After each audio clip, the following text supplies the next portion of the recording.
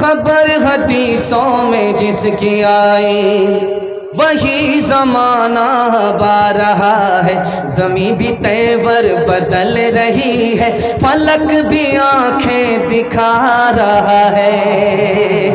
پرائے مال کو اپنا سمجھے، پرائے مال کو اپنا سمجھے، حرام کو بھی حلال جانے، گناہ کرے اور کمال سمجھے، گناہ کرے اور کمال سمجھے، بتاؤ دنیا میں کیا رہا ہے۔ خبر حدیثوں میں جس کی آئی وہی زمانہ اب آ رہا ہے، زمین بھی تیور بدل رہی ہے، زمین بھی تیور بدل رہی ہے، فلک بھی آنکھیں دکھا رہا ہے۔ جب موٹر سائیکل بار بار اسٹارٹ ہو رہی تھی تو میں سمجھ گیا جلسہ اجڑ گیا۔ اللہ کا شکر ہے جو لوگ میلے میں جلسہ دیکھنے کے لیے آئے تھے وہ دیکھ کر کے گئے، اور جو جلسہ سننے والے ہیں وہ ٹھنڈی کھا کر کے بھی بیٹھے ہوئے ہیں۔ اس کی رات تو تماشے میں لکھی جائے گی اور آپ کی رات عبادت میں لکھی جائے گی۔ میں دل سے دعا کرتا ہوں اللہ آپ کی ہر مشکل کو آسان فرمائے۔ بہت خوبصورت پیغام جس کے لیے میں نے ماحول تیار کیا ہے۔ آدھا جلسہ میرے حصے کا نکل چکا ہے، صرف آدھا بچا ہوا ہے۔ آپ اتنی محبت سے سن رہے ہیں کہ مجھے بھی پتہ نہیں چل رہا، آپ کو بھی پتہ نہیں چل رہا۔ دھیان سے سنیے گا، تیزی کے ساتھ نکل جائے گا۔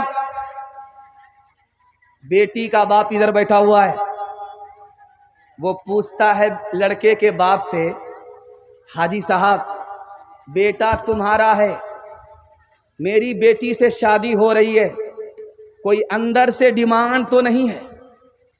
تو حاجی صاحب بولے استغفر اللہ لا حول ولا قوت الا باللہ، کیسی بات کرتے ہیں؟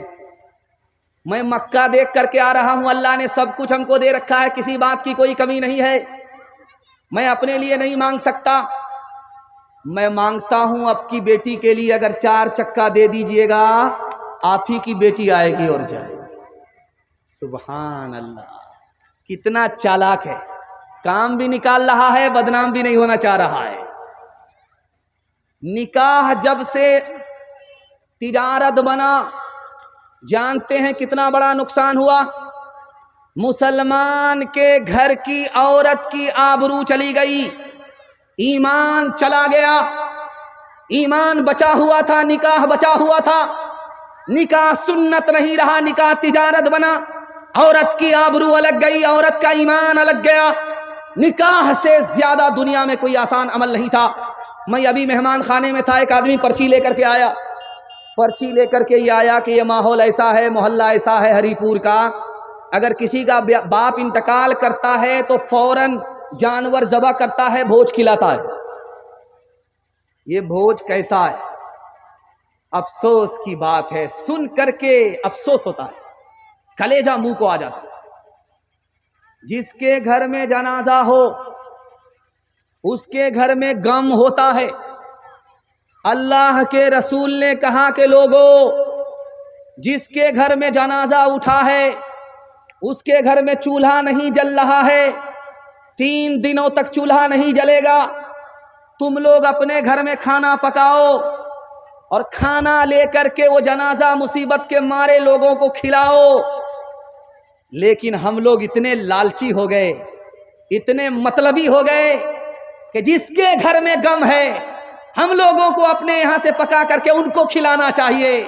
2 مٹھی اس کے جنازے کو ہم نے کیا مٹی دیا، قیمت وصول کرنے کے لیے اس کا ہی کھا رہے ہیں۔ یہ گنگا الٹی بہ رہی ہے، نقصان بیچارے مصیبت کے ماروں کا ہو رہا ہے۔